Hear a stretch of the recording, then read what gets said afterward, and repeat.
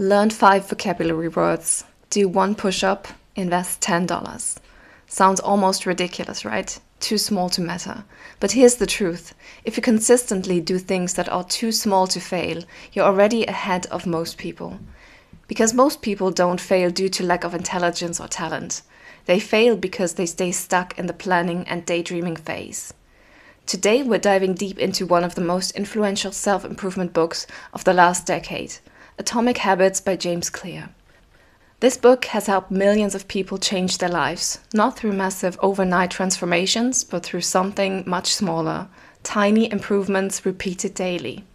In this video, you'll learn why identity matters more than goals, how to build good habits and break bad ones, and how improving just 1% per day can completely change your life. Important, this is not just a summary, this is a follow-along guide. So grab a pen, your phone notes, or just pause when needed, and build your own habit system as we go. To make it most easy for you, remember, easy is the answer here, I have created a free follow-along habit workbook. You will find it in the video description.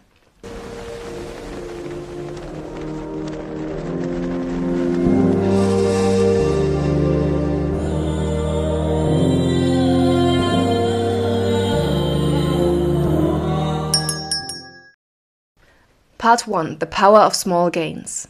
James Clear starts with a powerful idea.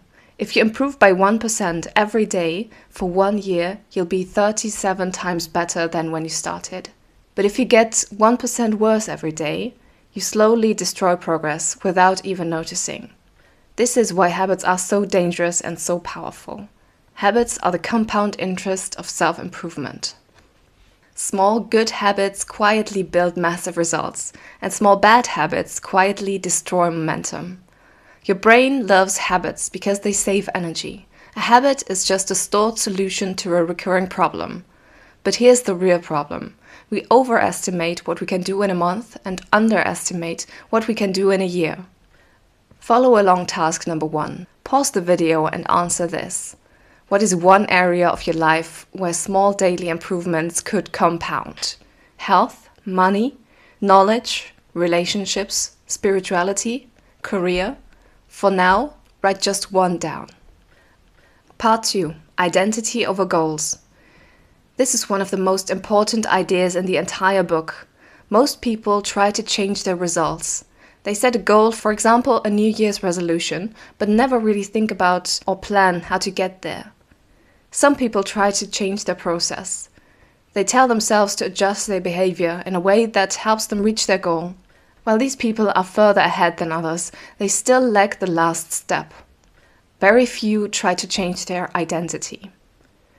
These are the 3 levels of behavior change. First, outcome-based. I want to lose 20 pounds. Second, process-based. I work out 3 times a week. Third, identity-based. I'm someone who takes care of my body. Most people never get past level 1. But real change only sticks when it becomes part of who you believe you are. Because every action you take is a vote for the type of person you believe yourself to be. If you believe, I'm bad with money, I'm not athletic, I'm just lazy, your behavior will constantly reinforce that belief. Follow along task number 2. Fill in this sentence. I am the person who, or I am a. Examples. I am an athlete.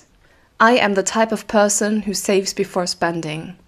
I am the type of person who reads every day. I am a spiritual person. Now here's the key. You don't prove this with motivation. You prove it with small evidence. 1 workout, 1 page read, $1 saved, 1 meditation done. Identity is built through consistent tiny actions. So the next part of your exercise is to describe in as much detail as possible what the person you are aspiring to be does on a day-to-day basis. What does an athlete do? What does an investor do? Part 3. The 4-step habit loop. Every habit follows the same neurological loop. Cue, the trigger. Craving, the desire. Response, the action. And reward, the payoff. Good habits and bad habits work the same way. The difference is design. James Clear turns this into the 4 laws of behavior change. To build good habits, make it obvious, make it attractive, make it easy, and make it satisfying. To break habits, just do the opposite. Let's walk through each one and apply it to your life. Law number 1, make it obvious. Your environment shapes your behavior more than motivation ever will.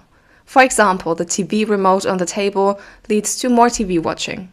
The phone on your desk is a distraction, and the fruit on the counter leads to healthier snacking. You don't rise to your goals, you fall to the level of your environment. So follow along task number 3 is to pick one habit you want to build. Now answer, what is the obvious visual cue? For example, gym clothes laid out the night before, or a book placed on your pillow, or a water bottle on your desk. You can also use habit stacking. After I, existing habit, I will, new habit. For example, after I make my coffee, I read 2 pages. After I brush my teeth, I will do 1 push-up. Law number 2, make it attractive. We repeat behavior that feels good. That's why bad habits are so sticky. They deliver instant rewards. So instead of fighting this, use it. Strategy 1 is temptation building. Only allow something you enjoy while doing the habit. For example, I only watch Netflix while on the treadmill, or only listen to your favorite podcast while walking. Strategy 2 is social proof. We imitate the habits of people around us. If you want to change, join a group. Follow people who already live the way you want to live. Remove constant exposure to behaviors you're trying to quit.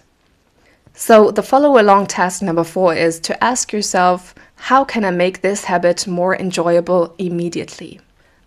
Law number 3, make it easy. The biggest enemy of habits is starting. Humans always choose the path of least resistance. So reduce friction for good habits and increase friction for bad ones. Examples: prep workout stuff ahead of time, delete distracting apps, and keep junk food out of the house. The 2-minute rule states that any habit should start with a version that takes 2 minutes or less. So instead of I'll work out for an hour, say I'll just put on my gym shoes and take a brief step outside. Not I'll read for 30 minutes, but I'll read just 1 page. Follow along task number 5 is to shrink your habits to its 2-minute version. Write it down. Once you start, momentum usually takes over. Law number 4, make it satisfying. We repeat what feels rewarding. The problem: good habits pay off later, and bad habits pay off now. So we flip the script. Ways to do that are to, for example, track your habits. Never break the chain. Give yourself small rewards immediately. And use accountability, for example, from friends, challenges, or contracts. Seeing progress is motivating. Even checking a box tells your brain this matters. The follow-along task number 6 is therefore choose one tracking method. For example, a habit tracker app, a calendar checkmark, or a simple checklist. Part 8. Systems over goals. Goals are fine, but systems are what actually change your life. Winners and losers often have the same goals. The difference is in their systems. A goal is a moment, and a system is a lifestyle. For example, a training system instead of a weight goal, a saving system instead of an income dream, or a learning system instead of vague ambitions. Systems shape your identity. Therefore, your next follow-along task is to describe your systems. Take your time for this one. Describe what you will do on a daily basis, even if it's just for 2 minutes. Describe how you will make your new habit obvious, easy, attractive, and satisfying, and how you will combine habits that are already in place with a new habit you will develop. Part 9. Plateaus and setbacks. Progress is not linear. Most of your work happens before results show up. James Clear calls this the plateau of latent potential. The rule: never miss twice. Life will happen, just return to the system even if it's only for 2 minutes. That's how identities survive chaos. Our final takeaways. Let's summarize the core lessons. Small habits compound like interest. Identity beats motivation. Design your environment, don't rely on willpower. Make habits obvious, attractive, easy, and satisfying. If you remember just one thing, remember this. Small habits create massive results, and you can start today. Now I want to hear from you. What habits are you building this year? Which rule will you apply first? Write it in the comments. Your idea might help someone else take action.